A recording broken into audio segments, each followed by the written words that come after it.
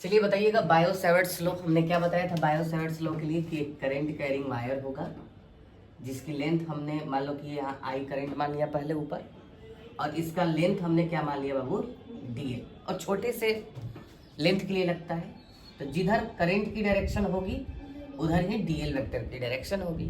ठीक, मैंने आर दूरी पर एक पी पॉइंट ले लिया था, यही बोला था।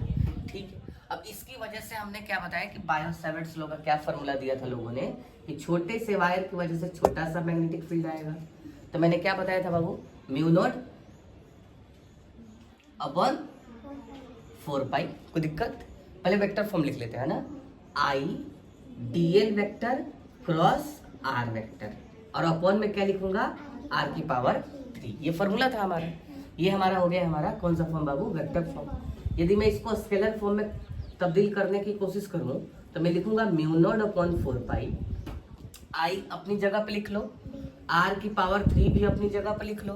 दो वेक्टर के बीच क्या है बाबू, क्रॉस है, तो साइन थीटा में तोड़ दूं तो मैं क्या लिखूंगा, D L R sine theta. देखो तो एक आर को क्या करेगा बाबू, शहीद कर देगा। तो क्या फॉर्मूला बन जाएगा स्केलर फॉर्म में, D B is equal to mu naught upon 4 pi I D L sine theta upon R की पावर कितना हो जाएगा बाबू, आसान तो है। ये हमारा हो गया वेक्टर फॉर्म और ये हो गया हमारा बाबू स्केलर फॉर्म।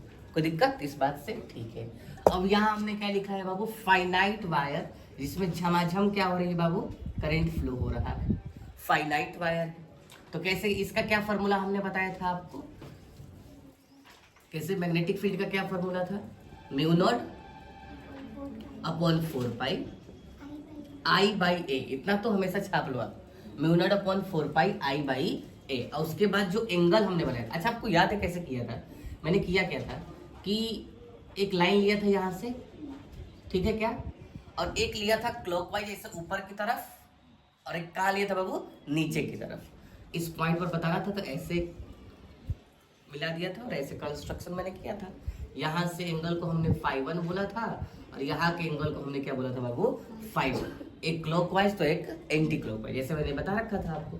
तो फॉर्मूला था mu naught upon 4 pi I by A sine φ1 plus sine φ2।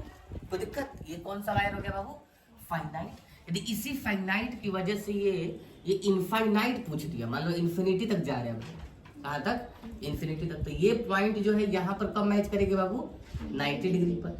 ये पॉइंट इस इन्फिनिटी पर कब मैच करेगी, 90 डिग्री पर। तो उस इनफाइनाइट की वजह से